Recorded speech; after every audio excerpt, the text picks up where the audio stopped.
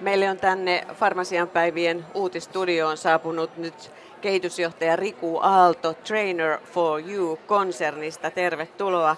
Kiitos. Trainer for You on tällainen hyvinvoinnin ja liikunnan palveluyhtiö, jonka liiketoiminta-alueina ovat hyvinvoinnin ja liikunnan koulutukset, valmennukset ja sisällöt.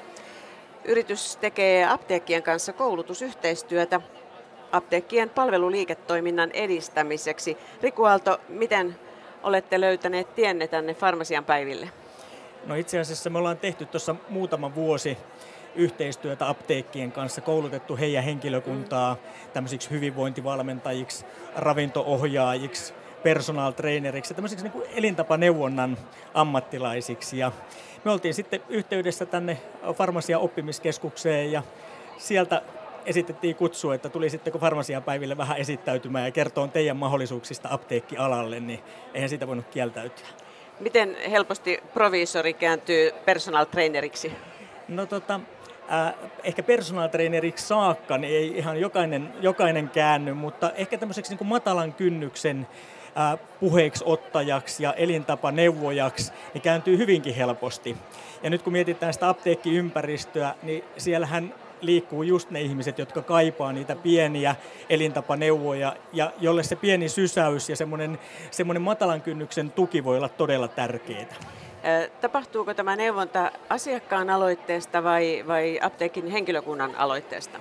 No mun mielestä sen pitäisi ehdottomasti tapahtua hyvällä pelisilmällä ja pehmein hansikkain myös sitten apteekkihenkilökunnan aloitteesta. Eli kun ihminen tulee ostamaan vaikka buranaa ja sitten kertoo, että vaiva on vaikka hartiaseudussa tai selässä, niin olisi upea juttu, että pelkän esimerkiksi sen lääkekonsultaation lisäksi niin voisi saada niitä vaivan syyhyn liittyviä pieniä neuvoja. Esimerkiksi nyt vaikka niskahartiajumppa-ohjeita, selän vetreytysohjeita.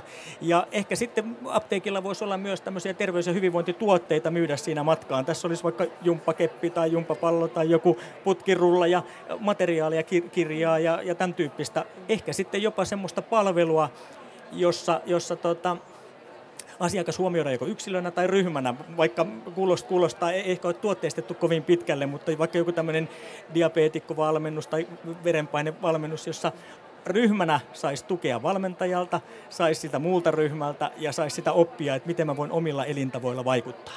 Nyt kun mietin niitä apteekkeja, joissa itse asioin, niin pikkusen hankalalta tuntuu, että miten me lähdettäisiin siinä yhdessä nyt sitten farmaseutin kanssa keppijumppaa niin kuin treenaamaan, että miten tätä keppiä käytetään, että vaatiiko tämä sitten apteekeilta jotain ihan uuden tyyppisiä tiloja?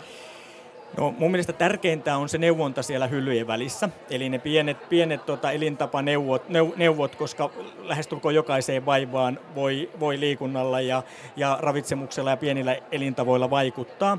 Mutta sitten esimerkiksi tuolla Oulun 3. Hansa-apteekissa ja Raision Myllyn apteekissa niin on sitten perustettu ihan omaa terveyspistettä, hyvinvointipistettä ja koulutettu henkilökunta hyvinvointivalmentajiksi, ravintovalmentajiksi, personal trainereiksi ja saatu kokonaan uusi liiketoiminta-alue, joka tavoittaa ehkä just ne asiakkaat, joista kaikki kuntokeskukset haaveilee, mutta pystyy tarjoamaan vaan niille liikuntapataan pudonneille palveluja.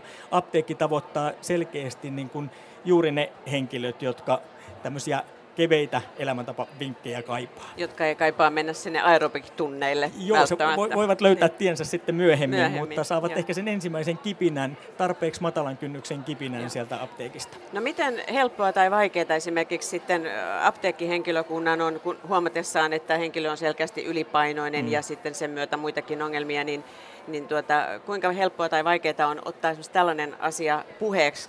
Kun tuntuu, että ei se ole lääkärillekään aina ihan helppoa, että nyt pitäisi pudottaa painoa 25 kiloa, niin ehkä nivelistäkin vähän rasitusta lähtisi pois. Nimenomaan se hyvä pelisilmä, niin kuin muutospsykologia, ravitsemuspsykologia on äärimmäisen tärkeää. Siitä niin kuin olla perusteet hallussa ja se välittävä ote ja ennen kaikkea asiakkaan kuunteleminen, keskusteleminen tuo usein ne asiat esille. Ja sitten on hyvä, että antaa niitä eväitä, mutta liian tyrkyttäväähän se ei missään nimessä saa olla. Aivan. Kiitos haastattelusta, Riku Aalto.